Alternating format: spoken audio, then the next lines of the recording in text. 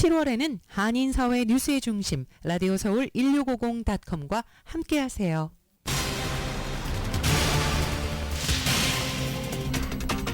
트럼프 전 대통령은 피격 하루 만에 전당대회 참석을 위해 미러키에 도착했습니다. 전당대회 첫날부터 모습을 드러낼 것으로 보입니다. 주변 경비는 삼엄해졌습니다. 연방수사국은 트럼프 피격을 단독 범행으로 보고 있지만 20살 총격범의 범행 동기는 아직 밝혀지지 않았습니다. 경호 실패라는 비난은 계속됩니다. 이번 암살 미수 사건에는 AR-15 계열의 반자동 소총이 사용된 것으로 드러났습니다. 해당 총기는 여러 차례 총기 나한 사이에 사용된 적이 있어서 또다시 규제 논란이 이어질 것으로 보입니다. 바이든 캠프는 네거티브 공세를 멈추고 선거 전략을 다시 짜고 있습니다. 총격 사건을 기점으로 TV 광고도 중단했는데 역풍에 휩싸일 수 있다는 판단 때문입니다. 트럼프 전 대통령 피격 사건과 관련해 캘리포니아주 정치인들도 잇따라 입장을 발표하고 정치 폭력에 대해서 비판했습니다. 한인타운에 위치한 옛 동일장 건물에서 화재가 발생해 1시간여 만에 진화됐습니다. 비어있던 건물에 노숙자들이 침입했던 것으로 추정됩니다. 한인 2세들의 족쇄가 되고 있는 선천적 복수국적법 개정을 위한 2차 청원에 동부지역 8개 한인회와 3개 단체 등 총 11개 단체가 발벗고 나섰습니다. 60대 한인이 지난 10일 폭염 속에 등산에 나섰다 실종된 후 닷새 만에 숨진 채 발견되는 안타까운 사고가 발생했습니다. 국민의힘 당권 경쟁이 후반으로 접어든 가운데 한동훈 후보 우세가 굳어지고 있다는 분석이 나오면서 다른 후보들 사이에서는 단일화나 연대론이 거론되고 있습니다. 더불어민주당 당권 레이스에서는 이재명 후보의 당선 여부보다는 사실상 얼마나 되는 표차로 승리할 것인가에 더 큰 관심이 쏠리고 있습니다. 유로 2024에서는 스페인이 잉글랜드를 꺾고 우승을 차지했습니다. 코파 아메리카에서는 메시의 아르헨티나가 콜롬비아를 꺾고 우승했습니다. 홍명보 한국 축구대표팀 신인 감독이 외국인 코치 선임을 위해서 유럽 출장길에 올랐습니다. 전문성을 가진 코치를 선임해 코칭 스태프의 분업화를 이루겠다는 계획입니다. 오늘 뉴욕 증시는 상승 출발하고 있습니다. 원달러 환율은 1382.8원으로 마감했습니다. 남가주 오늘도 대체로 맑겠고 LA 한인타운 낮 최고 기온 81도로 예상됩니다. 이 시간 주요 뉴스는 하늘비 호텔 세계 최대 항공기 아시아나항공 A380에서 차별화된 서비스를 만나보세요. 고국까지 편안하고 안전하게 모시는 아시아나항공 제공입니다.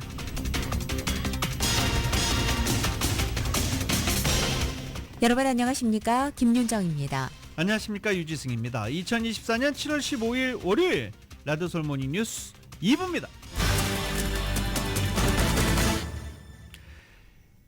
트럼프 전 대통령 피격 사건 소식 모닝뉴스 2부에서도 집중적으로 다뤄볼 수 있도록 하겠습니다. 유세중 피격이라는 중대 변수가 발생한 가운데 공화당이 오늘부터 미러키에서 나흘간 일정으로 전당대회를 개최합니다. 이번 전당대회는 트럼프 전 대통령을 정식 지명하는 한편 그의 러닝메이트를 선보이고 주요 공약과 정책 비전을 제시하는 행사가 될 예정입니다. 공화당은 부상한 트럼프 전 대통령 참석하에 전당대회를 예정대로 개최합니다. 따라서 3일차인 17일 부통령 후보 수락연설에 이어 최종일인 18일 트럼프 전 대통령 후보 수락연설을 통해 트럼프 집권 2기 비전을 밝히고 대미를 장식하게 됩니다. 트럼프 전 대통령은 1월부터 시작해 지난달 마무리된 공화당 경선에서 압도적 지지를 받으며 지난 3월 후보 확정에 필요한 대의원을 확보한 바 있습니다. 통산 세 번째 공화당 대선 후보로 등극하게 될 예정입니다. 공화당과 트럼프 전 대통령은 11월 5일 대선을 110여일 앞두고 대선 승패를 좌우할 경합주 중에서도 가장 치열한 전쟁터로 꼽히는 위스콘신주 미러키에서 개최하는 전당대회를 일찌감치 트럼프 대세론을 형성하는 것을 목표로 삼고 있었습니다. 현재 정치적 상황도 트럼프 전 대통령에게 대체로 유리하게 형성되어 있습니다. 첫 TV 토론에서 바이든 대통령이 고령에 따른 건강과 인지력 문제를 드러낸 뒤 민주당이 후보 교체론으로 자중질환에 빠지는 동안 트럼프 전 대통령은 가만히 앉아서 반사이익을 누렸습니다. 그러던 차에 펜실베니아 유세 도중 발생한 피격 사건과 피격 직후 트럼프 전 대통령이 주먹을 치켜들여 보인 대담한 모습은 트럼프 전 대통령에게 정치적 힘을 싣게 될 것이란 관측이 우세합니다. 이미 공화당이 트럼프 정당으로 변모했다는 평가가 나오는 상황에서 생명을 잃을 위기를 극적으로 돌파한 서사까지 더해지면서 이번 전당대회는 마치 트럼프 대관식을 방불케 할 것으로 예상되고 있습니다. 트럼프 전 대통령은 피격 다음 날이었던 어제에도 글을 올리면서 우리가 단결해 미국인으로서 본성을 보여주고 강하고 결연하게 악이 승리하지 않도록 하는 게 어떤 때보다 중요하다라고 강조하기도 했습니다. 전당대회 일정 잠시 보면요. 오늘 미국을 다시 부유하게 라며 경제 분야, 내일 미국을 다시 안전하게 란 주제로 이민과 범죄 분야, 그리고 17일 미국을 다시 강하게 외교와 안보 분야, 그리고 18일 미국을 다시 위대하게 국정 전반의 주제를 각각 다루게 될 예정입니다. 정해진 주제가 이렇게 있지만 트럼프 피격이라는 중대 사태가 벌어진 만큼 이 문제가 전당대회장의 주요 의제가 될 것으로 전망되고 있습니다. 특히 찬조 연설자들은 바이든 대통령이 트럼프는 민주주의에 대한 위협이라는 모토하에 반트럼프 공세에 선거 전략을 집중해온 것이 이번 사태를 불렀다는 주장을 강력하게 제기할 것으로 보입니다. 찬조 연설자 명단에는 니키 헤일리 전 유한 대사가 새롭게 포함되어 있습니다. 앞서 공화당 전국위원회가 공개한 주요 연설자 명단에 없었던 헤일리 전 대사가 연설자로 추가된 데에는 트럼프 전 대통령 피격 사건 영향이 있을 것으로 현재 예상되고 있습니다. 들으신 대로 유세 도중에 총격을 받은 트럼프 전 대통령이 공화당 전당대회 첫날인 오늘 모습을 드러낼 것으로 전망됩니다. 현재 전당대회장 주변은 경비가 삼엄해졌습니다. Y10입니다.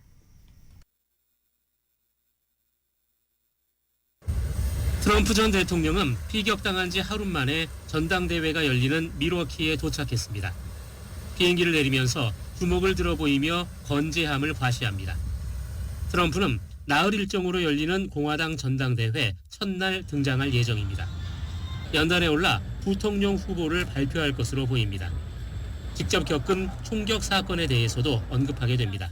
On the RNC, I think this is going to really heighten the nation's interest in the vice presidential pick, in the speeches later in the week, and then, of course, culminating with Trump's speech on Thursday. 전당대회가 열리는 프로농구 밀워키 벅스의 홈구장은 경호에 비상이 걸렸습니다. 특히 행사장을 중심으로 일정 구역까지 총기 반입이 허용되기 때문에 우려를 더하고 있습니다. 민주당 소속 토니 에버스 위스콘신 주지사는 총기 반입 금지를 비밀 경호국에 요청한 것으로 알려졌습니다. So we used our authority already at the municipal level to take that sort of security precaution that we were able to do. But in terms of banning weapons in the outer perimeter, that is not within our purview because of state law. 바이든 대통령도 세 번째 대국민 연설을 통해 폭력이 아닌 단합을 다시 한번 강조했습니다. You know, the path forward through competing visions of the campaign should always be resolved peacefully, not through acts of violence. 비밀 경호국은 연방정부가 할 수 있는 최고 수준의 보안 태세를 갖추고 있다고 설명했습니다. 그러나 경호에 대한 불신은 수그러들지 않고 있습니다. There is no security that exists anywhere in this world that is foolproof. For all of the preventive measures you take, the bad guys come up with countermeasures, so to speak. 총격 사건 이후 처음으로 공개석상에 등장하는 트럼프와 밀워키 전당대회장에 전 세계인의 이목이 집중되고 있습니다. YTN 권영입니다. 트럼프 전 대통령의 피격 사건 관련해 공화당뿐 아니라 민주당도 백악관 비밀 경호국에 대한 조사를 천명하고 나섰습니다. 워싱턴 포스트에 따르면 상원 국토안보 정무위원장인 민주당의 게리 피터스 의원은 펜실베니아주 버틀러에서 발생한 트럼프 전 대통령의 암살 시도와 관련해 비밀 경호국에 대한 별도 조사를 실시하겠다고 밝혔습니다. 하원 군사위원회 소속인 루벤 갈레고 하원 의원도 킴벌리 치틀 비밀 경호국 국장에게 서한을 보내 위협 평가, 경호 계획의 실패 사례, 추가 자원 요청 등 기관의 버틀러 유세 관련 계획에 대한 세부 정보를 요구했습니다. 그는 1981년 레이건 대통령 암살 시도 이후로 본 적이 없는 최고 수준의 보안 실패라며 이런 일은 일어날 수가 없고 나는 책임을 요구한다라고 밝혔습니다. 하원 감독위원회 위원장인 제임스 코모 의원은 치틀 비밀 경호국 국장에게 청문회 출석할 것을 요구하기도 했습니다. 암살 시도에서 살아남은 트럼프 전 대통령이 국경 수비대가 자신의 생명을 구했다고 주장했습니다. 뉴욕타임즈는 어제 트럼프 전 대통령이 재임 시절에 백악관 주치의였던 로니 잭슨 연방 하원의원에게 암살 시도 사건 후 이같이 말했다고 보도한 것입니다. 사건 당시 트럼프 대통령은 유세장 오른쪽에 설치되어 있는 대형 스크린에 투사된 불법 이민자의 수치 관련 도표를 가리키며 고개를 돌렸고 이 순간에 총알이 그의 오른쪽 귀 윗부분을 관통했습니다. 잭슨 의원에 따르면 트럼프 전 대통령은 만약 그 순간 불법 이민 도표를 가리키면서 고개를 내가 돌리지 않았더라면 총알은 내 머리에 명중했을 것이라고 회상했고 국경수비대가 나를 살렸다라고 말했다고 밝혔습니다. 불법 이민자를 단속하는 국경수비대의 업무와 관련이 있는 이 도표를 보기 위해서 자신이 고개를 돌렸기 때문에 결국 국경수비대가 자신의 생명을 지켜줬다는 논리입니다. 트럼프 전 대통령은 최근 선거 유세에서 재임 시절인 2020년 4월 불법 이민자 수가 급감했다는 통계를 내세우면서 불법 이민에 대한 자신의 강력한 대처 의지와 성과를 부각하고 있습니다. 트럼프 전 대통령 피격 사건을 수사 중인 FBI는 이번 사건을 용의자 20살의 토머스 매튜 크룩스의 단독 범행으로 보고 있다고 밝혔습니다. 왜 암살 시도를 용의자가 했는지 범행 동기는 확인하지 못한 상태입니다. YTN입니다. FBI는 이번 총격 사건을 용의자 토머스 매튜 크룩스의 단독 범행으로 보고 있다고 발표했습니다. 암살 미수 사건으로 보고 있지만 국내 테러 가능성도 열어놓고 있다고 전했습니다. 하지만 대중에 대한 추가 위협은 없는 것으로 보고 있다면서 트럼프가 대통령 후보로 정식 지명되는 공화당 전당대회 보안엔 문제가 없다고 강조했습니다. Currently, there are no known articulated threats against the RNC or anyone visiting the RNC. That's important because we also need the help of the public. FBI는 용의자가 정신질환을 앓았거나 온라인에서 위협적인 행동을 한 증거를 찾지 못했다고 밝혔습니다. 특정 이념에 연루된 흔적도 발견하지 못했고 이전에 FBI의 수사망에 오른 적도 없다고 확인했습니다. 또 유권자 등록은 공화당으로 돼 있는데 민주당 관련 단체에 $15를 기부한 기록도 나와 정치적 성향도 종잡기 힘든 상황입니다. FBI는 총격에 사용된 소총은 용의자의 아버지가 합법적으로 구매한 것이며 용의자의 차량에서 폭발 물질로 보이는 의심스러운 장치를 찾아내 추가 분석에 들어갔다고 밝혔습니다. 더 큰 공격을 계획했을 가능성을 시사하는 대목이지만 용의자 크룩스가 트럼프 전 대통령을 왜 쐈는지 범행 동기는 아직 오리무중입니다. 이번 총격 사건으로 유세장에서 목숨을 잃은 희생자는 전직 의용 소방대장 코리 컴포라토레로 확인됐습니다. 펜실베니아 주지사는 코리가 아내와 두 딸과 함께 있다가 변을 당했다면서 총격 당시 가족을 지키기 위해 몸을 날렸다고 전했습니다. YTN 박영진입니다. 조 바이든 대통령은 어제 트럼프 전 대통령 피격 사건과 관련해 우리는 폭력이 일상화되는 것을 용납할 수 없다고 밝혔습니다.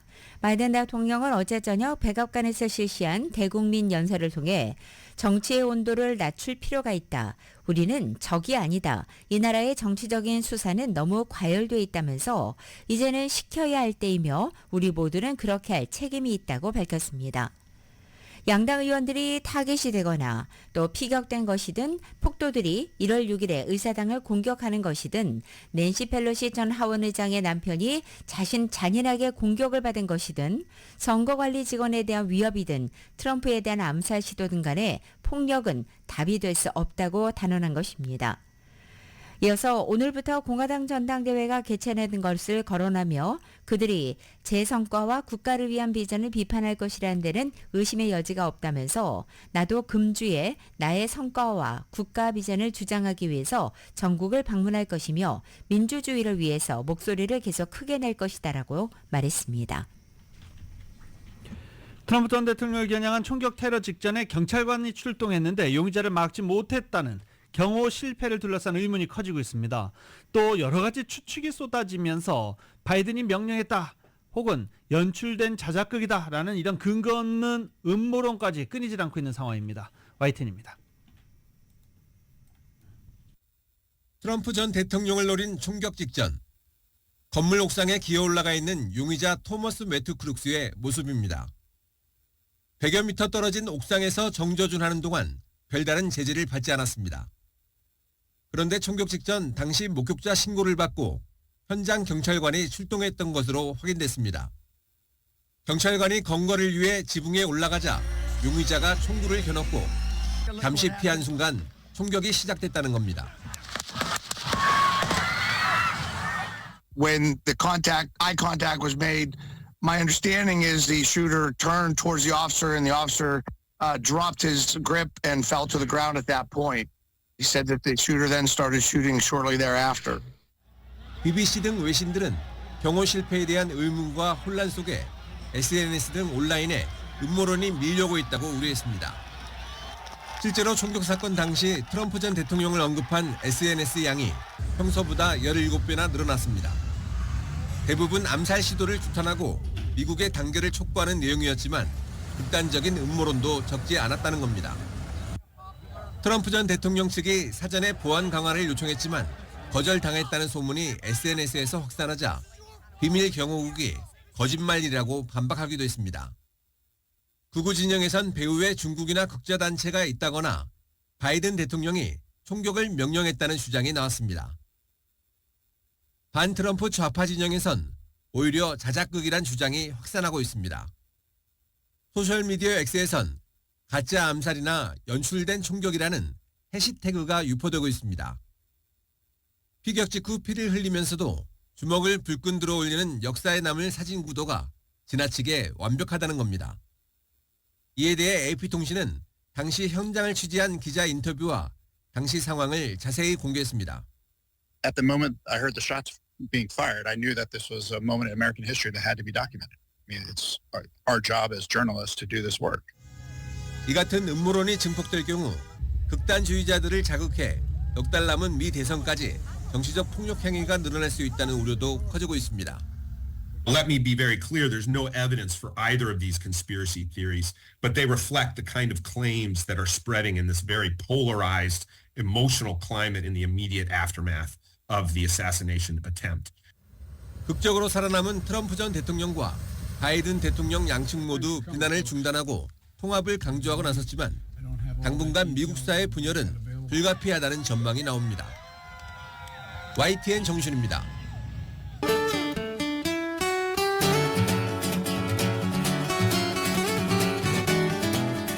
7월 15일 월요일 남가주의 날씨입니다. 한 주간을 새롭게 시작하는 오늘 아침의 출근길 안개와 구름으로 다소 흐리게 시작하고 있습니다. 점차 거치면서 맑아지겠고 오늘 낮 기온 평균 기온과 비슷하게 유지되겠습니다. 화요일인 내일과 모레 수요일까지는 오늘 같은 날씨 패턴 이어지겠고 목요일에는 낮 기온이 크게 올라서 점차 더워질 것으로 보입니다. 특히 오는 금요일의 낮 기온은 다시 90도에서 100도 내외의 폭염이 찾아올 것으로 보입니다. LA 한인타운의 오늘 낮 최고 기온 81도, 밤 최저 기온은 63도, 오렌지 카운티 지역은 83도, 66도, 벨리와 일랜드 엠파이어 지역은 95도, 64도, 해안 지역은 75도, 66도로 예상됩니다. 한국 오늘 전국에 장맛비 이어지겠습니다. 서울의 오늘 아침 최저 기온이 75도, 낮 최고 기온은 86도로 예상됩니다.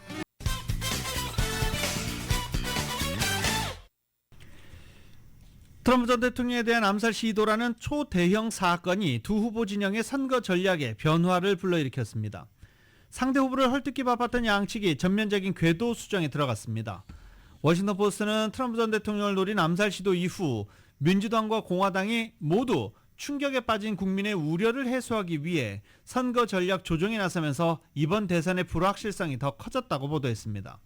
가장 크게 달라지는 것은 이번 암살 시도에서 극적으로 살아남은 트럼프 전 대통령이 공화당 전당대회에서 전할 메시지가 될 것으로 보입니다.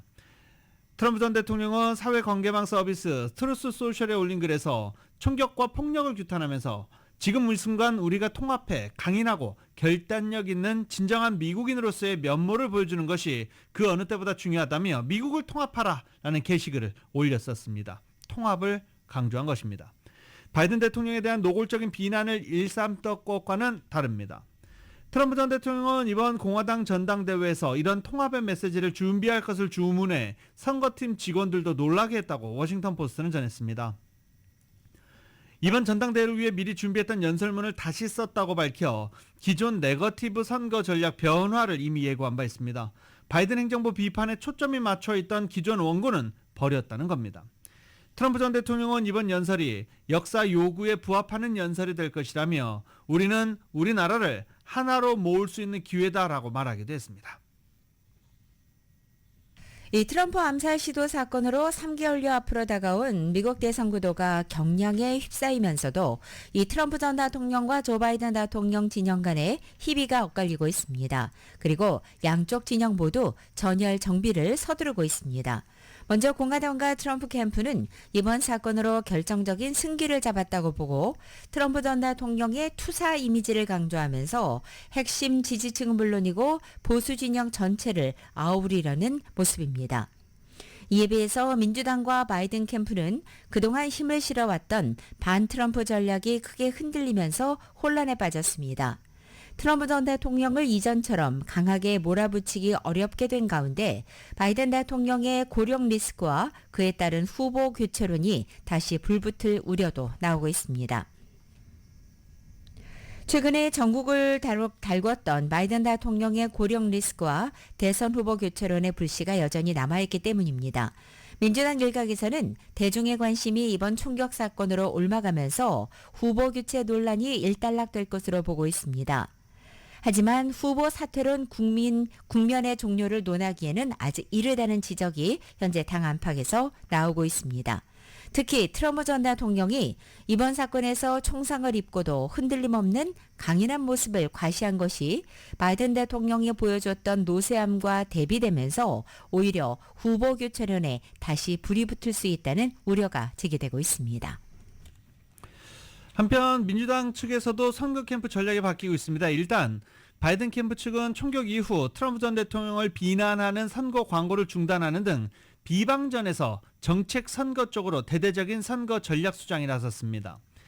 바이든 대통령은 총격 사건 이후 대국민 연설에서 통합은 가장 달성하기 힘든 목표지만 지금 그보다 더 중요한 것은 없다고 거듭 강조한 가운데 워싱턴 포스트는 이번 총격 사건이 바이든 대통령을 정치적 폭력에 대해 경고해온 현직 대통령과 그 폭력의 대상이 된 이와 경쟁해야 하는 대선 후보라는 두 가지 역할을 동시에 수행해야 하는 상황으로 몰아넣었다라고 짚었습니다.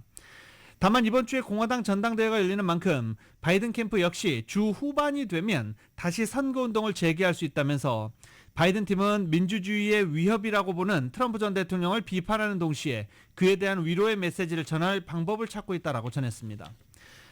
이런 가운데 트럼프 전 대통령의 피격 사건 이후 그의 대선 승리 가능성에 대해서 투자자와 전문가들이 앞선 가능성이 커졌다라는 전망을 내놨습니다. 벤티지 포인트 자산관리의 닉 페레스 최고 투자 책임자는 1981년 레이건 당시 대통령에 대한 암살 시도 이후 그의 지지율이 급등한 사실을 인용하면서 이번 선거는 압승이 될 가능성이 높고 아마도 불확실성이 줄어들 것이다 라고 말했습니다. 또 트럼프는 언제나 친시장적이었다며 앞으로 예상되는 핵심 문제는 재정 정책이 계속 무책임한 상태로 느슨하게 유지되는지 그리고 이것이 인플레이션을 재발시키는지와 향후 금리에 어떤 영향을 미칠지 등이다라고 말했습니다. 시장에서는 트럼프가 당선될 경우 더 매파적인 무역 정책과 규제 완화를 예상하고 있습니다. 트럼프 전 대통령의 유세장 피격 사건 이후 미국 재계 인사들의 지지 선언과 찬사가 잇따라 나오고 있습니다. 또한 빠른 쾌유를 기원하며 폭력을 규탄하는 재계 주요 인사들의 소셜미디어 게시물도 쏟아지고 있습니다. 먼저 일론 머스크 테슬라 CEO에 이어서 억만장자 헤지펀드 매니저 빌 에크먼 퍼싱스퀘어 회장은 소셜미디어를 통해 트럼프 전 대통령의 지지 의사를 밝혔습니다. 또 세계 최대 전자상거래 업체인 아마존의 창업자 제프 베이조스도 X에 올린 게시물에서 트럼프 전 대통령에 대해 우리의 전 대통령은 오늘 밤 말 그대로 총격전 속에서도 엄청난 우아함과 용기를 보여줬다고 찬사를 보낸 것입니다. 이런 가운데 팍스뉴스는 트럼프 전 대통령에게 비판적인 논조를 보여왔던 워싱턴 포스트의 사주이기도 한 이 제프 베이조스가 한때 트럼프 대통령에 의해서 멍청이라고 불릴 정도로 그와 불화를 겪었던 만큼 이번에 이 찬사를 지지 표현이라며 주목하기도 했습니다. 이런 가운데 앤디 제시 아마존 CEO도 오늘 펜실베니아에서 발생한 사건은 소화하기 어려우며 정말 끔찍하다면서 트럼프 전 대통령이 무사해서 다행이고 빨리 회복되길 기원한다고 말했습니다. 이와 함께 애플의 팀 쿡 CEO 역시 X를 통해서 트럼프 전 대통령의 빠른 회복을 기원하며 이 폭력 사태를 강력하게 규탄한다고도 말했습니다. 트럼프 전 대통령 피격으로 미국 사회가 혼돈에 빠져든 가운데 극단으로 치닫는 증오 정치를 중단해야 한다는 자성론이 정치권에서 고개를 들기 시작했습니다.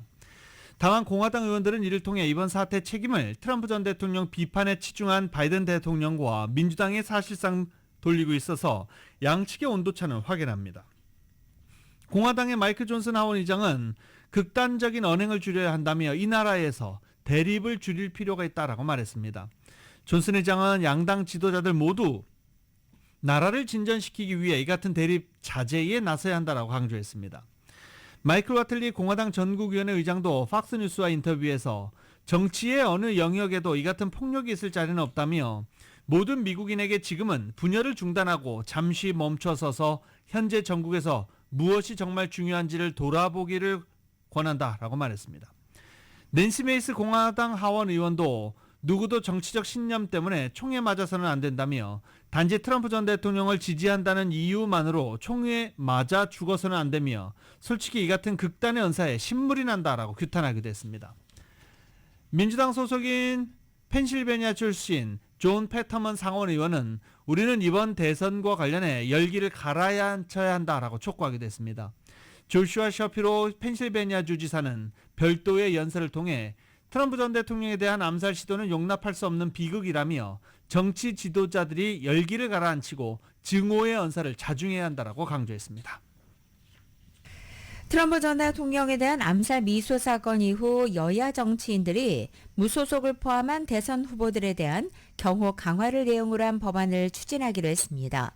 악시오스는 어제 연방 하원의 마이크 롤러와 리치 토레스 의원이 공동으로 이 같은 법안을 발의하겠다는 입장을 밝혔다고 보도한 것입니다. 조 바이든 대통령과 트럼프 전 대통령뿐만 아니라 무소속인 로버트 케니어 주니어 후보에 대한 비밀 경호국 SS의 경호 활동을 강화한다는 것이 이 법안의 골자입니다. 현재 무소속 케네디 후보는 SS의 경호를 받지 못하고 있습니다. 오늘 많은 사진 지난 주말에 보셨을 겁니다. 트럼프 전 대통령이 팔을 치켜 올리는 모습입니다. 오른쪽 귀에서는 피가 흐르고 있었죠. 이 사진 한 장이 올해 대선 판도를 뒤흔들 세기의 사진으로 남을 것이라는 전망입니다. 트럼프 전 대통령 장남인 트럼프 주니어는 자신의 소셜미디어에 사진을 올리면서 그는 미국을 구하기 위한 싸움을 절대 중단하지 않을 것이다 라고 적기도 했습니다. 급박하게 돌아간 현장에서 이 결정적인 순간을 포착한 이 AP통신의 에번 부치 수석 사진 기자는 사진을 찍으면서 역사적인 사진이 될 것이다 라고 예상했다라고 또 인터뷰를 통해서 말하기도 했습니다. 현재 세계 각국 온라인 쇼핑몰에서 트럼프 전 대통령의 피격 당시 사진이 담긴 티셔츠가 판매되고 있습니다. 사건이 발생한 지 불과 2시간여 만에 상품화된 것인데 중국을 비롯해서 미국과 일본 등에서 불티나게 팔렸다고 합니다. KBS의 보도입니다. 총격을 당한 트럼프 전 대통령이 귀에서 피를 흘리면서도 주먹을 치켜듭니다. AP통신 사진 기자가 찍은 이 사진이 티셔츠에 인쇄됐습니다. 사건이 일어난 지 불과 2시간 반 만입니다. 이 티셔츠는 중국 대형 온라인 쇼핑몰에서 판매되기 시작했습니다. 우리 돈 5,000원에서 12,000원 정도에 팔렸습니다. 한 온라인 판매업체는 판매 개시 뒤 3시간 만에 3,000장이 넘는 티셔츠를 팔았다고 인기를 자랑했습니다. 뒤이어 미국과 일본의 온라인 쇼핑몰에서도 같은 사진에 싸우자라는 등의 문구가 적힌 티셔츠가 팔렸습니다.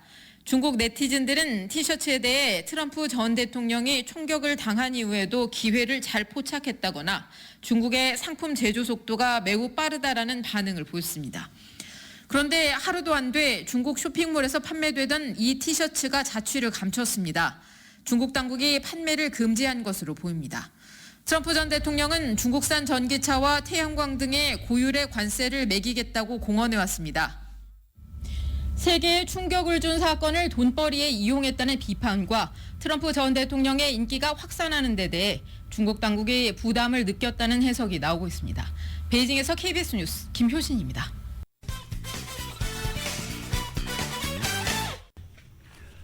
라디오 서울 모닝뉴스 함께하고 계십니다. 어제 한인타운 서쪽 행콕팍 저택이 절도단에 털려 경찰이 수사에 나섰습니다. 어제 오전 11시 400 사우스 라마팔라스 에비뉴에 위치한 주택에 절도단이 침입했다는 신고를 받고 경찰에 출동했습니다. 복면을 착용하고 어두운 색상의 옷을 입은 남성 4명이 절도 행각을 벌인 후 차량 번호판이 없는 회색 세단 차량을 타고 도주하는 장면이 포착된 상태입니다. 절도단이 어떤 물건을 훔쳐갔는지는 아직 알려지지 않았습니다.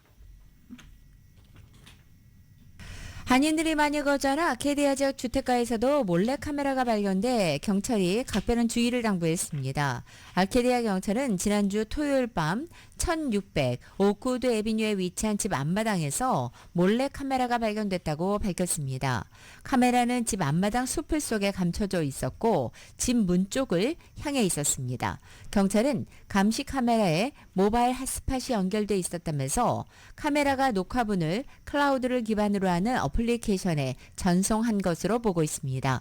최근 남가주 일대에서 절도범들이 집 앞마당에 몰래카메라를 설치해놓고 집주인이 언제 집을 비우는지 동태를 살피는 행각을 일삼고 있어 불안감이 증폭되고 있습니다. 지난 수개월 동안 글렌데일, 알함브라, 가든그로브, 칼라바사스, 산타바바라 등지 주택가에서 몰래카메라가 발견된 바 있습니다. 한인타운 8가의 구 동일장 건물에서 어제 아침 대형 화재가 발생해 건물 내부가 전소되고 주변 상가들이 재산 피해를 입었습니다. 인근 업주들은 건물 내 비어있던 유닛에 1년여 전부터 노숙자들이 침입해 거주하고 있었다며 우려했던 일이 일어났다고 분통을 터뜨렸습니다. LA 소방국은 어제 오전 8시 23분경 8가와 호바트 북동쪽 코너에 위치한 빈 건물인 구 동일장 건물에서 화재 신고를 접수받고 134명의 소방대원들이 출동해 53분 만에 불길을 잡았습니다.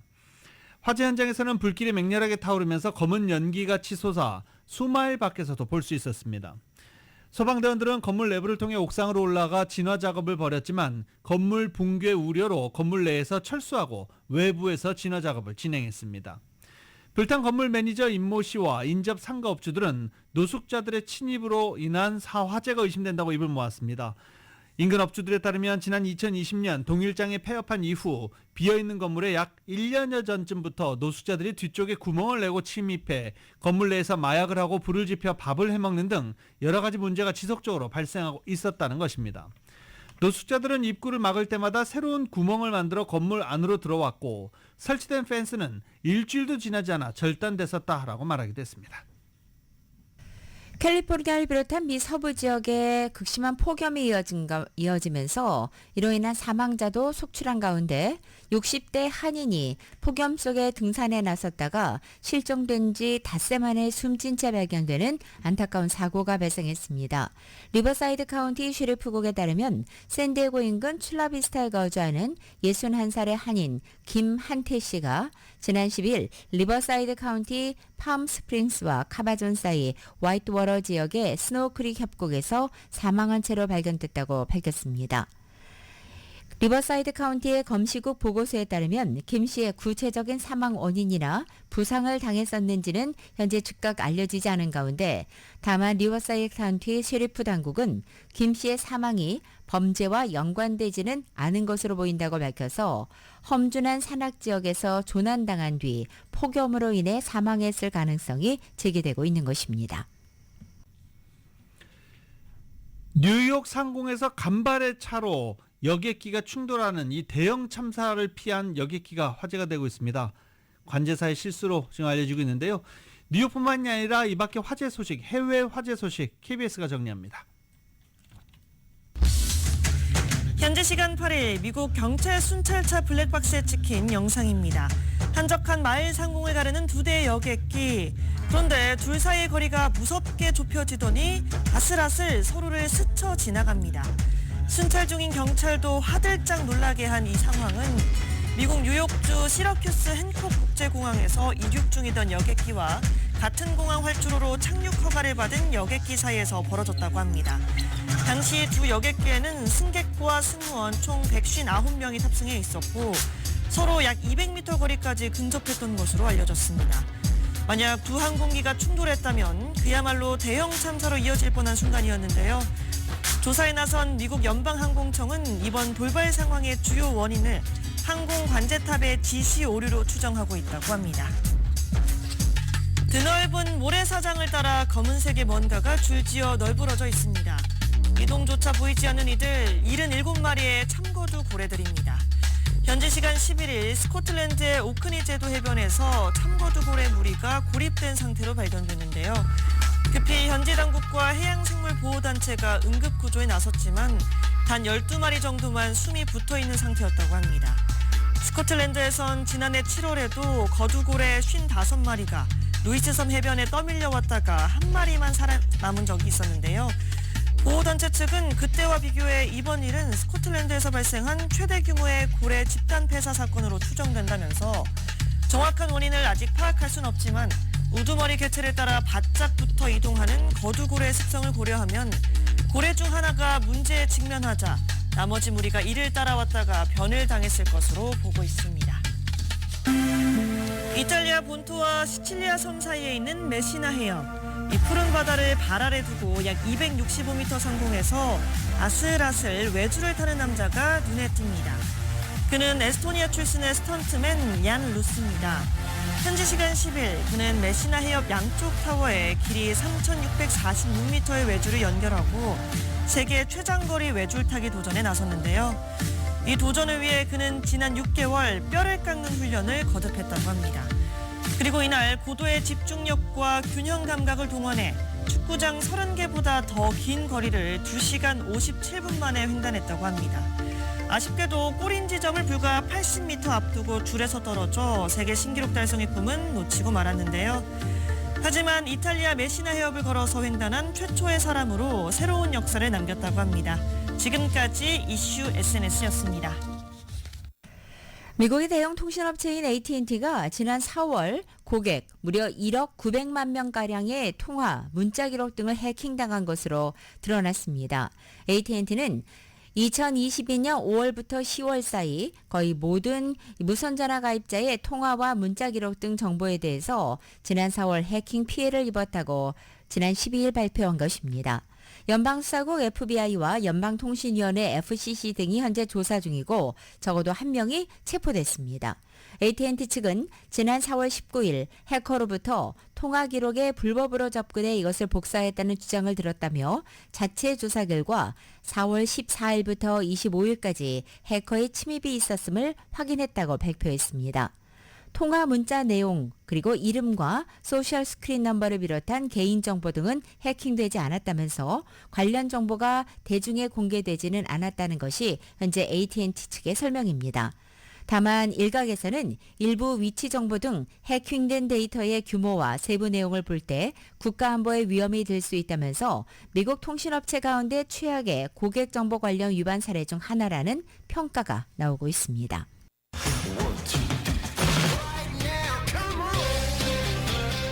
라디오서울 모닝뉴스 스포츠 소식입니다. 스포츠 소식은 전문가가 추천하는 이민법과 가정법 전문 제인정 종합법률사무소 제공입니다.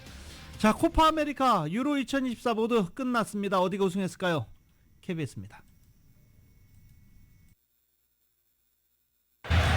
후반 2분 전날 17번째 생일을 맞은 야말이 니코 윌리엄스에게 완벽한 기회를 내줍니다. 스페인의 선제골이 터지면서 야말이 대회 4번째 도움으로 도움왕을 확정짓는 순간인데요. 스페인은 교체 투입된 팔머에게 동점골을 내줬지만 후반 41분 결정타를 날렸습니다. 오야르사발이 골대 앞으로 미끄러져 들어가며 골망을 흔들어 스페인의 12년 만이자 유로 최초의 4회 우승을 안깁니다. 메시 이후 최고의 재능이라는 찬사를 받은 야말은 최우수 영플레이어상을 받은 반면 잉글랜드 주장 해리 케인은 이번에도 우승 문턱에서 좌절했습니다. 7전 전승으로 완벽한 우승을 차지한 스페인 선수들 트로피를 들어올리며 최고의 날을 기념했습니다. 코파 아메리카 결승전 도중 부상을 당한 메시 벤치에서 그만 눈물을 쏟아내는데요. 메시는 빠졌지만 마르티네스가 연장 후반 결승골을 넣어 아르헨티나가 통산 16번째 우승을 차지합니다. 마르티네스가 메시와 포옹하며 메이저 대회 3회 연속 정상 등극의 기쁨을 함께 나눴습니다. 홍명보 한국 축구대표팀 신인 감독이 외국인 코치 선임을 위해서 유럽 출장길에 올랐다고 합니다. 전문성을 가진 코치를 선임해서 코칭 스텝의 분업화를 이루겠다는 계획입니다. KBS입니다. 홍명보 신임 감독의 첫 행보는 외국인 코치 선임이었습니다. 외국인 전술 코치와 피지컬 코치를 기용해 분업을 좀 더 철저히 하겠다는 계획입니다. 현대 축구의 핵심은 분업합니다. 코칭 스텝을 얼마나 세분화시키고 전문성을 끌어내서 극대화시키는 게 이제 제 몫인데 그거 역시 제가 직접 보고 판단하는 게 가장 좋다라고 생각이 들었고요. 2002 한일 월드컵에서 히딩크를 도운 핀 베어백 등 남아공 대회만을 제외하곤 최근 5번의 월드컵에서 외국인 코치가 모두 감독을 보좌한 바 있습니다. 무엇보다 홍명보 감독은 내분 논란이 일었던 선수단 관리에 초점을 맞추고 전술적인 부분에선 전문 코치의 도움을 받을 전망입니다. 선임이 전부가 아니라 외국인 코치의 능력을 극대화하는 방안을 고민해야 한다는 목소리도 높습니다. 홍명보 감독은 지난 2021년 울산 부임 첫 해에도 스페인 출신 전술 코치를 선임했었는데 불분명한 역할 분담 탓에 외국인 코치의 성과는 미흡했고 채 1년도 안 돼 계약을 해지한 바 있습니다. 많은 외국인 코치들이 활동도 하고 있지만은 그렇게 효율적으로 되지 못했다라는 생각도 있는데요. 특히 이제 한국인 코치들과의 관계 이런 것들을 잘 제가 조율해 가면서 홍 감독은 스페인, 포르투갈 등을 돌며 코치 후보자들을 면접할 계획인 가운데 기회가 될 경우 일부 유럽파 선수들도 만날 예정입니다. KBS 뉴스 이준입니다. 자, 이제 파리올림픽 진짜 얼마 남지 않았습니다. 성화 봉송이 시작됐습니다. 성화 봉송이 이뤄진 파리 루브르 박물관 주변에 수천 명이 모여들었는데 성화 봉송할 때 이렇게 젊은 친구들이 모이는 것 흔치 않죠. 이유가 있습니다. KBS입니다. 그룹 방탄소년단의 맏형 진이 파리올림픽 성화를 들고 등장합니다. 진은 현지 시각 14일 저녁 루브르 구간의 첫 번째 봉송 주자로 나서 루브르 박물관 주변 약 200m를 이동했습니다. 이번 파리올림픽 성화 봉송에 한국인이 참여한 적은 있지만 아이돌 멤버 같은 유명인은 진이 처음입니다. 진의 성화 봉송 소식이 알려지면서 이곳 루브르 박물관 주변에는 BTS 팬클럽 아미들이 일찌감치 모여 인산인해를 이뤘습니다. 지난달 12일 군복무를 마치고 전역한 진의 등장에 현지 매체들도 큰 관심을 보였습니다. 성화봉송에 참여할 수 있게 되어서 너무 영광스럽게 생각을 하고 있고요. 또 제가 성화봉송을 할 수 있게 만들어주신 우리 아미 여러분들, 팬분들께 또 너무 진심으로 감사드린다고 또 얘기하고 싶고. 지난 5월 프랑스 남부 마르세유에서 시작한 성화봉송은 2달 넘게 이어지고 있습니다. 성화는 지금까지 프랑스 본토뿐 아니라 해외 영토들을 거쳤고 프랑스 혁명 기념일인 14일에 맞춰 파리에 입성했습니다. 성화는 이틀간 파리 곳곳을 누빈 뒤 지방으로 이동했다가 개막식이 열리는 오는 26일 다시 파리로 돌아옵니다. 2024년 7월 15일 월요일에 전해드린 라디오서울 모닝뉴스 마치겠습니다. 지금까지 진행의 유지승, 김윤정이었습니다.